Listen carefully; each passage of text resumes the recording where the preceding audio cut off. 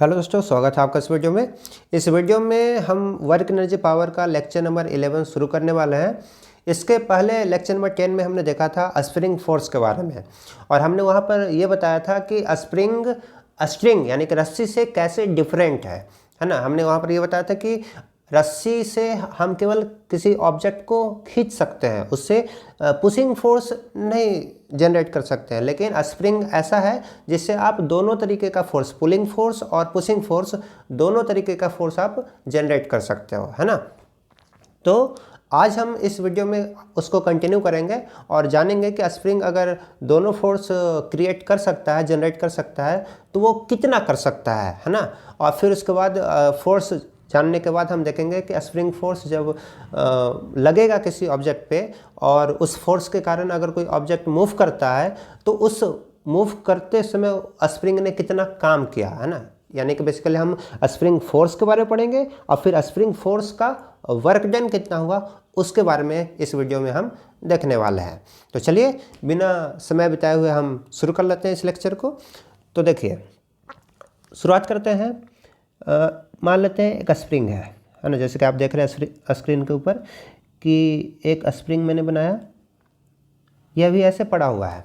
मतलब इस स्प्रिंग पे अभी कोई भी फोर्स नहीं लग रहा है ना, कोई फोर्स नहीं, केवल ऐसे एक एंड इसका फिक्स है और दूसरा एंड इसका फ्री है। राइट वाला जो एंड है इसका फ्री है, लेफ्ट एंड जो है वो फिक्स किया हुआ है दीवार से, ठीक है। मान लेते हैं इसका स्प्रिंग कांस्टेंट के है, ठीक है ना। स्प्रिंग कांस्टेंट बोले तो एक ऐसा कांस्टेंट है जो डिपेंड करता है किस पर, स्प्रिंग का नेचुरल लेंथ कितना है और स्प्रिंग किस मटेरियल से बना हुआ है। मतलब कॉपर का स्प्रिंग बना हुआ है या फिर स्टील का स्प्रिंग है ना, मटेरियल क्या है उस पर डिपेंड करेगा, और साथ में उसका नेचुरल लेंथ कितना उस पर डिपेंड करता है ना। इसके बारे में काफ़ी डिटेल में हम आगे पढ़ेंगे, बस अभी जान लेते हैं कि के एक स्प्रिंग कांस्टेंट है, किसी गिवन स्प्रिंग के लिए उसका वैल्यू फिक्स होता है, ठीक है। अच्छा, अब हम बात करते हैं, मान लीजिए अभी ये इस स्प्रिंग पे कोई भी फोर्स नहीं लग रहा है, तो इस वक्त इस स्प्रिंग का जितना लेंथ है यहाँ से लेकर के यहाँ तक, जो भी इसका अभी यहाँ से लेकर यहाँ तक लेंथ है, इस लेंथ को हम लोग बोलते हैं नेचुरल लेंथ। क्या बोलते हैं? इसे हम बोलते हैं नेचुरल लेंथ, ओके। अब अगर आप इस स्प्रिंग पर फोर्स लगाना शुरू किए, है ना, मान लीजिए हम फोर्स लगाते हैं इस पर राइट डायरेक्शन में, तो अगर आप इसको राइट डायरेक्शन में फोर्स लगा करके खींचोगे तो क्या होगा? स्प्रिंग का लंबाई बढ़ेगा। तो पहले जो स्प्रिंग इतना लेंथ का था वो स्प्रिंग अब फोर्स लगने की वजह से फैल जाएगा और इसका लंबाई इतना हो जाएगा, मान लीजिए। तो हमने देखा कि पहले जो स्प्रिंग था वो इतना ही था, इतना लंबा, है ना। अब यहाँ से लेके यहाँ तक स्प्रिंग का जो लेंथ है वो बढ़ चुका है। कितना बढ़ा? मान लीजिए स्प्रिंग के लेंथ में जो इंक्रीमेंट हुआ, सपोज डेट x, ठीक है। तो यहाँ से लेके यहाँ तक तो ये इसका नेचुरल लेंथ ही था, L0, मान लेते हैं इसका नेचुरल लेंथ L0 था, है ना। और हमने फोर्स लगाया, तो फोर्स लगाने की वजह से स्प्रिंग के लंबाई में कितना इंक्रीमेंट हुआ? x। तो जितना इंक्रीमेंट हुआ हम इसको बोलते हैं क्या? इसे हम बोलते हैं एक्सटेंशन। क्या बोलते हैं? एक्सटेंशन बोलते हैं, या फिर आप इसको एक और वर्ड्स बोल सकते हो, इलोंगेशन, है ना। तो एक्सटेंशन या फिर इलोंगेशन, ठीक है। तो अब हम बात करेंगे कि अगर स्प्रिंग को हमने खींच करके फोर्स F लगा करके अगर हमने इसके लंबाई को x लेंथ बढ़ा दिया तो स्प्रिंग भी हमारे ऊपर फोर्स लगा रहा होगा। हाँ, अब सवाल है कितना लगा रहा होगा। तो स्प्रिंग जो फोर्स लगा रहा होगा उसको हम लिखेंगे Fs बोले तो force applied by spring is equal to minus K into x. समझाते हैं अभी इसका मतलब क्या है। देखिए, Fs बराबर माइनस K इंटू एक्स, जहाँ पर K क्या है? K है स्प्रिंग कांस्टेंट और x क्या है? x है एक्सटेंशन, या फिर आप इसको कह सकते हो कंप्रेशन, है ना। यहाँ पर फिगर बना हुआ एक्सटेंशन का, मतलब एक्स का मतलब नेचुरल लेंथ से वो कितना ज़्यादा डिफॉर्म है ना, कितना ज़्यादा मतलब नेचुरल लेंथ से कम है या नेचुरल लेंथ से कितना ज़्यादा है। तो उस लेंथ को है ना, जितना चेंज हुआ अपने नेचुरल लेंथ से, उसको बोलते हैं, है ना, यहाँ पर वो एक्स को इंडिकेट कर रहा है। ठीक है, या तो इसको नाम दे सकते हो, दो नाम दे सकते हो, या तो एक्स रिप्रेजेंट कर रहा होगा एक्सटेंशन को जब इसका लंबाई ज़्यादा होगा, और या फिर इसको है ना एक्स जो है रिप्रेजेंट कर रहा होगा कंप्रेशन को जब इसका लंबाई नेचुरल लेंथ से कम होगा, है ना। तो स्प्रिंग जो है जब वो नेचुरल लेंथ से ज़्यादा होगा तब फोर्स लगाएगा, या फिर जब वो नेचुरल लेंथ से कम होगा फिर भी फोर्स लगाएगा, है ना। अब सवाल है कितना लगाएगा। तो स्प्रिंग जो है उतना ही फोर्स लगाएगा जितना आप उसको नेचुरल लेंथ से ज़्यादा डिफॉर्म करोगे। नेचुरल लेंथ से जितना ज़्यादा आप फैला करके उसको खींचोगे उतना ही ज़्यादा फोर्स लगाएगा, और खींचोगे और ज़्यादा फोर्स लगाएगा।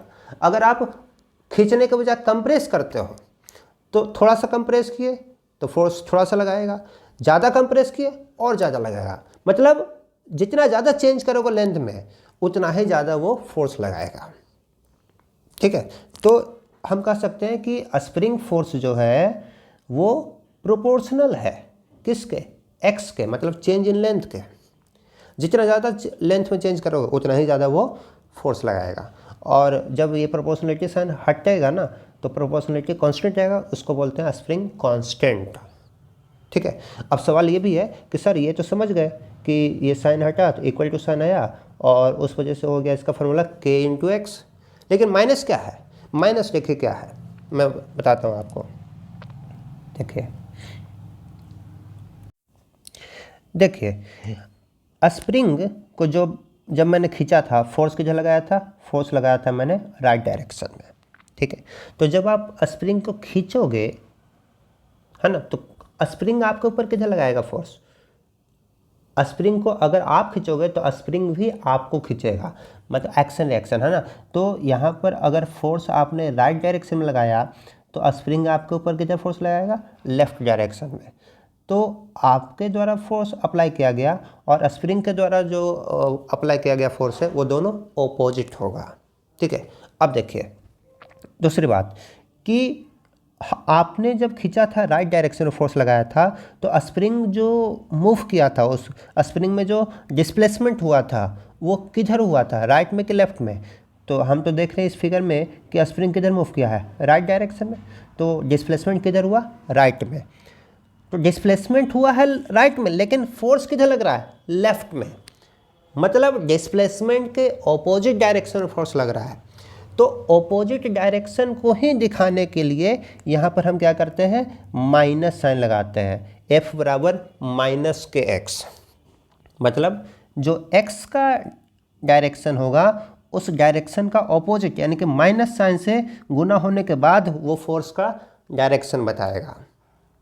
ठीक है, तो इस तरीके से हम स्प्रिंग फोर्स का वैल्यू कैलकुलेट करते हैं। ठीक है, अच्छा, तो ये था स्प्रिंग फोर्स के बारे में, है ना।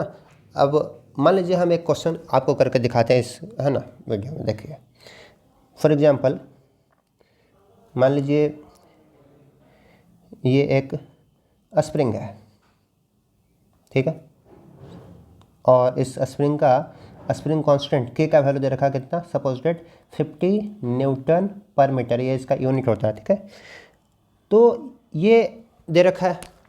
आपसे पूछा गया कि बताइए अगर हम इस स्प्रिंग के लेंथ में अगर हम चेंजिंग लेके आना चाहते हैं, चेंजिंग बोले तो मतलब हम इसको खींच करके बढ़ाना चाहते हैं कितना, x बराबर 0.1 मीटर, 0.1 मीटर यानी कि कह सकते हो 10 सेंटीमीटर।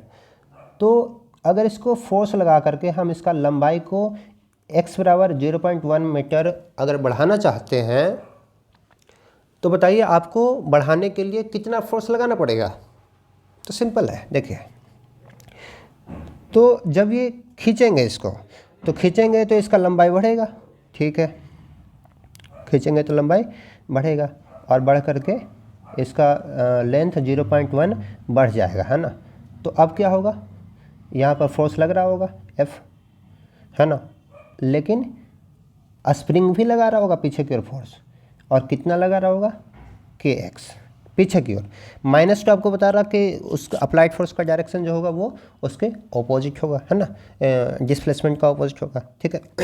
अब देखिए, अब अगर आप स्प्रिंग फोर्स जो है वो अगर अप्लाइड फोर्स के बराबर करते हो तो यहाँ पर से क्या मिलेगा आपको, एक्सटेंशन कितना था, एक्सटेंशन का वैल्यू दे रखा 0.1। तो अगर आप इस इक्वेशन में एक्सटेंशन का वैल्यू के का वैल्यू रख देते हो तो फोर्स का वैल्यू आपको मिल जाएगा कितना, के का वैल्यू हो गया आपको दे रखा है 50 और एक्स का वैल्यू दे रखा है 0.1, यानी कि 5 न्यूटन का फोर्स आपको लगाना पड़ेगा। तो अगर आप इतना फोर्स लगाते हो तो स्प्रिंग का लंबाई में इंक्रीमेंट कितना होगा, 0.1 मीटर, ठीक है। अगर इसी में पूछा जाए कि अगर ये बताइए कि अगर हम स्प्रिंग के लंबाई को बढ़ाना चाहते हैं और उसका जो लेंथ है वो इंक्रीज करने के बजाय हम डिक्रीज करना चाहते हैं, सपोज कर लिए आपको दिया गया कि हम डिक्रीज करना चाहते हैं कितना, बाय 20 सेंटीमीटर। अब बताइए हमें कितना फोर्स लगाना पड़ेगा। तो अगर हम बात करें, या फिर मान के चलिए, है ना, कुछ कंक्लूजन में निकल जाए, उसके लिए मैं एक एग्जांपल लेके चलता हूँ, 10 ही लेके चलते हैं ना, जैसे पीछे वाला एग्जांपल में भी था, इस एग्जांपल में भी हम मान के चलते हैं 10 सेंटीमीटर हम डिक्रीज कर रहे हैं।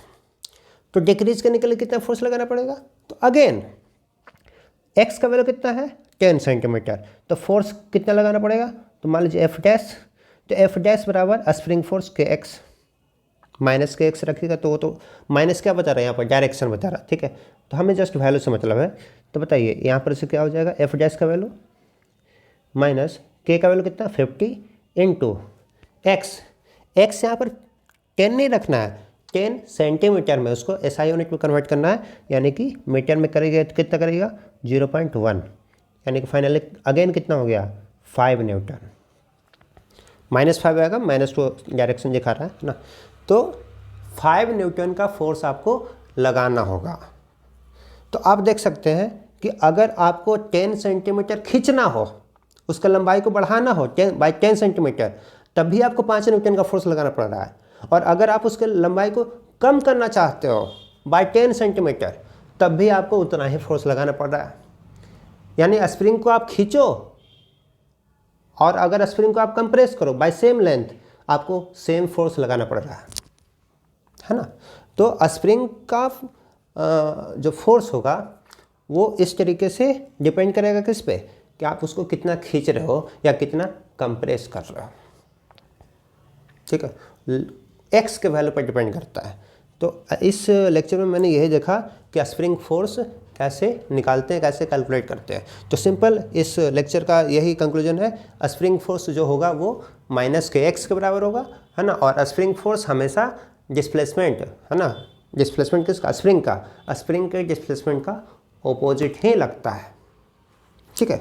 तो अगले लेक्चर में हम देखेंगे स्प्रिंग फोर्स का वर्क डन। तो आज के लिए इतना ही रखते हैं, चलिए ठीक है, थैंक्स फॉर वॉचिंग वीडियो।